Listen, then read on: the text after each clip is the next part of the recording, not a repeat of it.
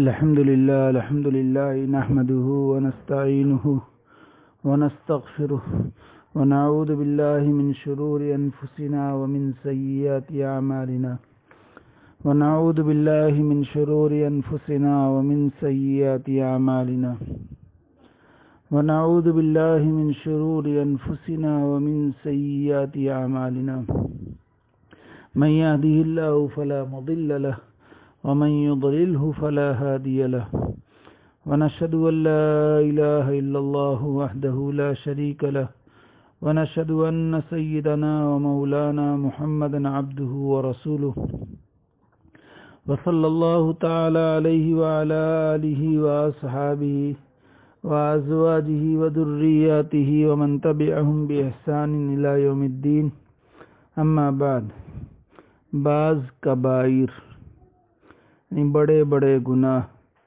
جو اللہ تعالیٰ کے دستور کے مطابق توبہ کے بغیر معاف نہیں ہوتے ہیں۔ ماں باپ کو ایذا دینا آج بہت عام ہے، اللہ حفاظت فرمائے۔ شراب پینا، کسی کو پیچھے بدی سے یاد کرنا، وہی جس کو غیبت کہتے ہیں۔ کسی کے حق میں گمان بد کرنا، کسی سے وعدہ کر کے وفا نہ کرنا یعنی پورا نہ کرنا، امانت میں خیانت کرنا، جمعہ کی نماز ترک کرنا یعنی چھوڑ دینا، کسی غیر عورت کے پاس تنہا بیٹھنا، کافروں کی رسمیں پسند کرنا۔ اسلامی معاشرے میں بہت ہے نت نئے رواج جو کافروں کے یہاں ہے، اسے مسلمانوں نے بھی اختیار کر لیے ہیں اور اس کو عمدگی کے ساتھ فخر کے ساتھ کیا جاتا ہے، نکاح میں، خوشیوں میں، غم میں، موت میں۔ لوگوں کے دکھاوے کو عبادت کرنا، قدرت ہونے پر نصیحت ترک کرنا، کسی کا عیب ڈھونڈنا، جس شیخ سے اعتقاد ہو اس کی پیروی کر کے دوسروں کو برا سمجھنا درست نہیں، اور پیروی مجتہد اور شیخ کی اسی وقت تک ہے جب تک ان کی بات خدا اور رسول کے خلاف نہ ہو۔ اگر ان سے کوئی غلطی ہو گئی ہو اس میں پیروی نہیں ہے۔ ایمان جب درست ہوتا ہے کہ اللہ اور رسول صلی اللہ علیہ وسلم کو سب باتوں میں سچا سمجھے اور ان کو مان لے۔ اللہ اور رسول صلی اللہ علیہ وسلم کی کسی بات میں بھی شک کرنا، اس کو جھٹلانا یا اس میں عیب نکالنا یا اس کے ساتھ مذاق اڑانا، ان سب باتوں سے ایمان جاتا رہتا ہے۔ قرآن اور حدیث کے کھلے اور واضح مطلب کو نہ ماننا اور ایچ پیچ کر کے اپنے مطلب کے معنی گھڑنا بددینی کی بات ہے۔ گناہ کو حلال سمجھنے سے ایمان جاتا رہتا ہے۔ اللہ تعالی سے نیڈر ہو جانا یا نا امید ہو جانا کفر کا شیوا ہے۔ بہت سارے مایوس ہو جاتے ہیں، نا امید ہو جاتے ہیں۔ ایمان میں اس کی کوئی جگہ نہیں ہے۔ اللہ تعالیٰ کو اختیار ہے کہ چھوٹے گناہ پر سزا دے دے اور بڑے گناہ کو محض اپنی مہربانی سے معاف کر دے اور بالکل اس پر سزا نہ دے۔ عمر بھر کوئی کیسا ہی بھلا برا ہو، مگر جس حالت پر خاتمہ ہوتا ہے اسی کے موافق جزا اور سزا ہوتی ہے۔ اس لیے گناہوں سے بچنے کا پورا اہتمام ضروری ہے۔ بسا اوقات ایک گناہ سوء خاتمہ کا سبب بن جاتا ہے۔ اشراک فی العبادہ، تصویر رکھنا، خصوصاً کسی بزرگ کی تصویر برکت کے لیے رکھنا اور اس کی تعظیم کرنا۔ حیات المسلمین، بدعات القبور، عرس کرنا یا عرسوں میں شریک ہونا۔ بدعات الرسوم، کسی بزرگ سے منسوب ہونے کو کافی سمجھنا، کسی کی تعریف میں مبالغہ کرنا، زیادہ زیب و زینت میں مشغول ہونا۔ بہت زیادہ آج ہو رہا ہے، عورتیں بھی اس میں مست ہے اور مرد بھی مست ہے۔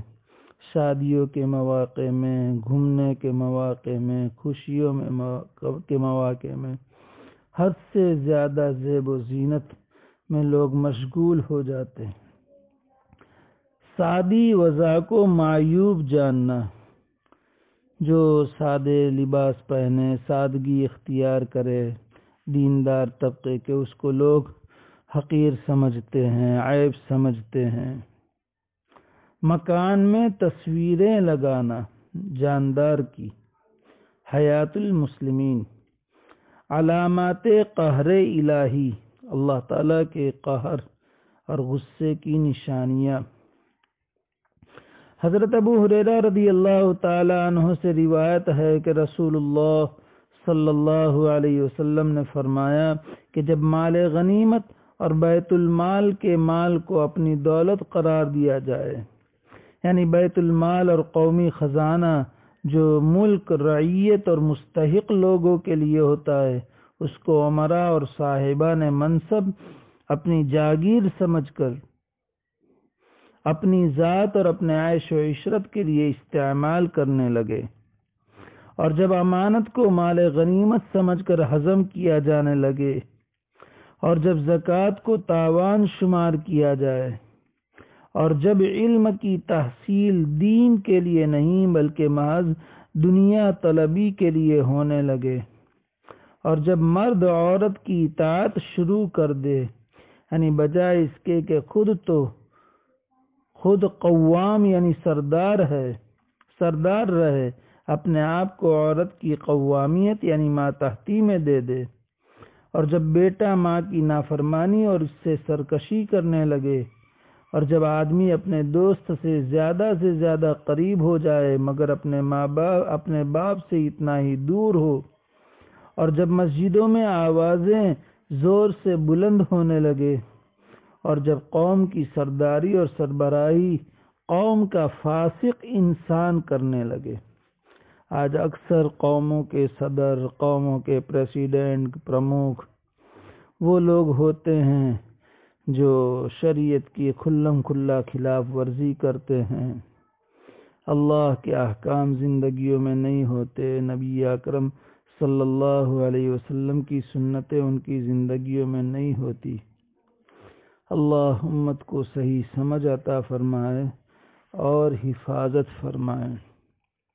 اور جب قوم کا رہنما قوم کا بدترین شخص ہونے لگے، اور جب کسی انسان کی عزت محض اس کے شر سے بچنے کے لیے کی جائے، اور جب گانے والیاں اور باجے عام ہو جائے، آج یہی ہے، طرح طرح کے رنگ ٹون، طرح طرح کے ڈی جے اور طرح طرح کے میوزک، اور جب علانیہ شرابوں کا دور چلنے لگے، اور جب اس امت کے پچھلے لوگ اگلے لوگوں پر طعن و تشنیع اور لعنت کرنے لگے، صحابہ کو برا بھلا کہنے لگے، تابعین کو برا بھلا کہنے لگے، تو پھر تم انتظار کرو تند و تیز سرخ آندھی کا اور زلزلوں کی تباہ کاریوں کا، زمین کے دھسنے کا، صورتوں کے مسخ ہونے کا اور پتھروں کے برسنے کا، اور اللہ کی طرف سے پے در پہ نزول عذاب کا، جیسے موتیوں وغیرہ کی ایک لڑی ہے جو ٹوٹ گئی ہو اور پہموں مسلسل دانے گر رہے ہوں۔ جامع ترمذی۔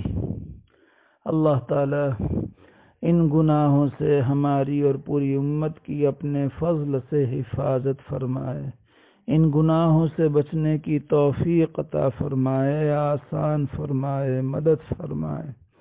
اللہ تعالی نبی اکرم صلی اللہ علیہ وسلم کی پاکیزہ تعلیمات کو اختیار کرنے کی توفیق عطا فرمائے، آسان فرمائے، مدد فرمائے۔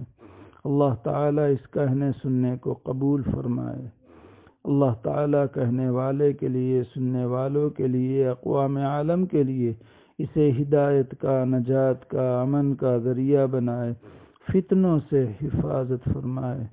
اللہ تعالی اخلاص کے ساتھ، دل کی عظمت، عقیدت اور محبت کے ساتھ نبی اکرم صلی اللہ علیہ وسلم کی پاکیزہ تعلیمات اور پاکیزہ سیرت کو پڑھنے کی، کہنے کی، سننے کی، بار بار پڑھنے کی، بار بار کہنے کی اور بار بار سننے کی اور زندگیوں میں اپنانے کی توفیق عطا فرمائے، آسان فرمائے، مدد فرمائے۔